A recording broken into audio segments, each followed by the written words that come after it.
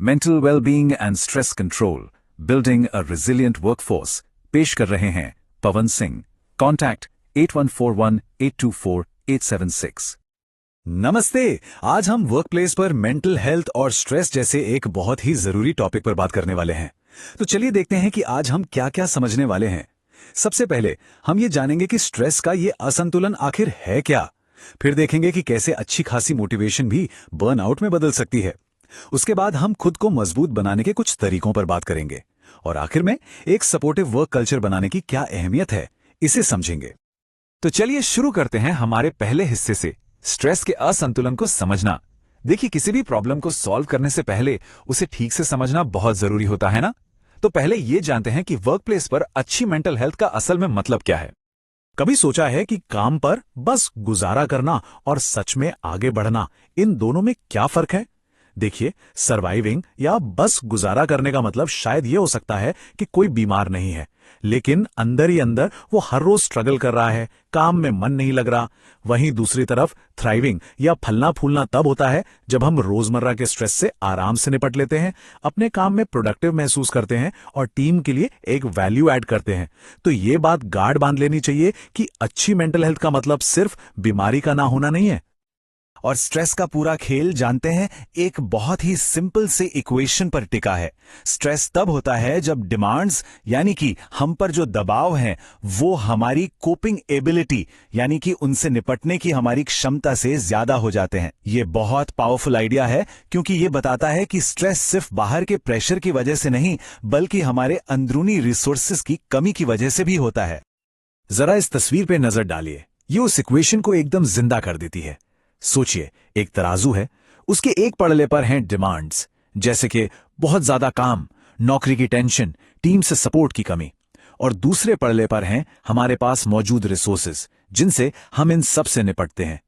अब जब डिमांड्स वाला पड़ला भारी हो जाता है तो बस बैलेंस बिगड़ जाता है और वहीं से स्ट्रेस की कहानी शुरू हो जाती है। ठीक है, तो अब हम ये समझ गए हैं कि स्ट्रेस पैदा कैसे होता है, लेकिन क्या होता है जब हम इस बिगड़े हुए बैलेंस को नजरअंदाज करते रहते हैं? यहीं से शुरू होता है हमारा दूसरा सेक्शन, मोटिवेशन से बर्नआउट तक का सफर। इसमें हम उन सिग्नल्स को पहचानना सीखेंगे जो हमें बताते हैं कि कुछ गड़बड़ है और इससे जुड़े खतरों को भी समझेंगे। स्ट्रेस के शुरुआती लक्षणों को समझने के लिए आइसबर्ग यानी कि हिमशैल वाली मिसाल एकदम परफेक्ट है। जो हमें ऊपर ऊपर से दिखाई देता है, जैसे थकान, चिड़चिड़ापन या फोकस करने में मुश्किल, वो तो बस उस आइसबर्ग की नोक है। असली और बड़ी प्रॉब्लम तो पानी के नीचे छिपी होती है, जहां एंग्जाइटी, डिप्रेशन और बर्नआउट जैसी गहरी चुनौतियां हो सकती हैं। एक मजेदार बात यह है कि हर तरह का स्ट्रेस बुरा नहीं होता। जैसा कि आप इस ग्राफ में देख सकते हैं, थोड़ा बहुत स्ट्रेस, जिसे यू स्ट्रेस या गुड स्ट्रेस कहते हैं, असल में हमारी परफॉर्मेंस को बढ़ा सकता है। सोचिए, जब कोई डेडलाइन पास आती है और आप एकदम फोकस होकर काम पूरा करते हैं, लेकिन हर चीज की एक लिमिट होती है। जब स्ट्रेस उस लिमिट को पार कर जाता है तो वो डिस्ट्रेस या बैड स्ट्रेस बन जाता है और फिर हमारी परफॉर्मेंस तेजी से नीचे गिरने लगती है। तो बिना मैनेज किया गया स्ट्रेस हमारे काम को तबाह कर सकता है। और अगर हम इन वार्निंग सिग्नल्स को अनदेखा करते हैं तो इसकी कीमत बहुत बड़ी हो सकती है। ये स्लाइड इसे डोमिनो इफेक्ट की तरह दिखाती है। सोचिए, अनियंत्रित स्ट्रेस पहला डोमिनो है। जब वो गिरता है तो वो फोकस की कमी वाले डोमिनो को गिराता है, फिर वो सेफ्टी में लापरवाही वाले डोमिनो को गिराता है और आखिर में इसका नतीजा हादसों और चोटों में हो सकता है। ये हमें याद दिलाता है कि लगातार बना रहने वाला स्ट्रेस सिर्फ एक हेल्थ प्रॉब्लम नहीं बल्कि एक बहुत बड़ा सेफ्टी रिस्क भी है। तो अब तक हमने प्रॉब्लम और उसके खतरों को अच्छे से समझ लिया है, पर अच्छी खबर यह है कि हम लाचार नहीं हैं।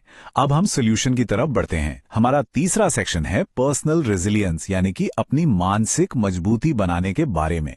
यहां हम उन प्रैक्टिकल तरीकों पर ध्यान देंगे जिनसे हम कंट्रोल वापस अपने हाथ में ले सकते हैं। कंट्रोल वापस पाने की शुरुआत अक्सर हमारे काम करने के तरीके को ऑर्गेनाइज करने से होती है। इस बिफोर एंड आफ्टर तस्वीर को देखिए। बाईं तरफ का बिखरा हुआ माहौल स्ट्रेस पैदा करता है, जबकि दाईं तरफ का व्यवस्थित माहौल शांति और सुकून देता है। और यह मुमकिन होता है 3 सिंपल चीजों से: टाइम मैनेजमेंट, कामों की प्रायोरिटी तय करना और मुश्किलों को देखने का एक पॉजिटिव नजरिया रखना। ये छोटे छोटे बदलाव भी एक बड़ा फर्क ला सकते हैं। लेकिन कभी कभी ये जानते हैं, सबसे पावरफुल चीज जो हम कर सकते हैं वो है बस एक पल के लिए रुकना।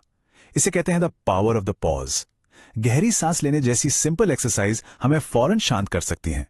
रोज मेडिटेशन करने से हमें लंबे समय तक इमोशनली बैलेंस रहने में मदद मिलती है। और माइंडफुलनेस यानी कि पूरी तरह से प्रेजेंट मोमेंट में जीना, ये भविष्य की चिंताओं को कम करने का एक बहुत ही असरदार तरीका है। और हाँ, हमें अपने शरीर को तो बिल्कुल नहीं भूलना चाहिए। सोचिए, हमारा शरीर एक गाड़ी की तरह है। उसे ठीक से चलाने के लिए फ्यूल और मेंटेनेंस की जरूरत तो पड़ेगी ही। ये स्लाइड हमें 3 सबसे जरूरी फ्यूल दिखाती है: पूरी नींद, रेगुलर फिजिकल एक्टिविटी और अच्छा खाना पीना।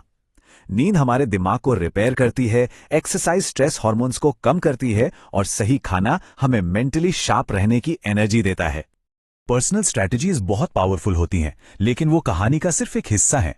कोई एक इंसान अकेले सब कुछ नहीं संभाल सकता। और यहीं से हमारा चौथा और आखिरी सेक्शन शुरू होता है, एक सपोर्टिव कल्चर बनाना। ये इस बारे में है कि कैसे हम सब मिलकर एक ऐसा माहौल बना सकते हैं जहां हर कोई आगे बढ़ सके। ये हम सबकी मिलीजुली जिम्मेदारी है। ये शायद आज की पूरी बातचीत का सबसे जरूरी पॉइंट है। अगर माहौल ही टॉक्सिक या नेगेटिव हो तो पर्सनल टेक्निक्स भी फेल हो जाती हैं। जैसा कि ये पजल की तस्वीर दिखाती है, एक सपोर्टिव वर्कप्लेस ही वो असली नींव है जिस पर सब कुछ खड़ा होता है। और ये नींव बनती है इज्जत, आपसी समझ और एक दूसरे के काम को सराहने जैसे टुकड़ों से। ये एक टीम एफर्ट है।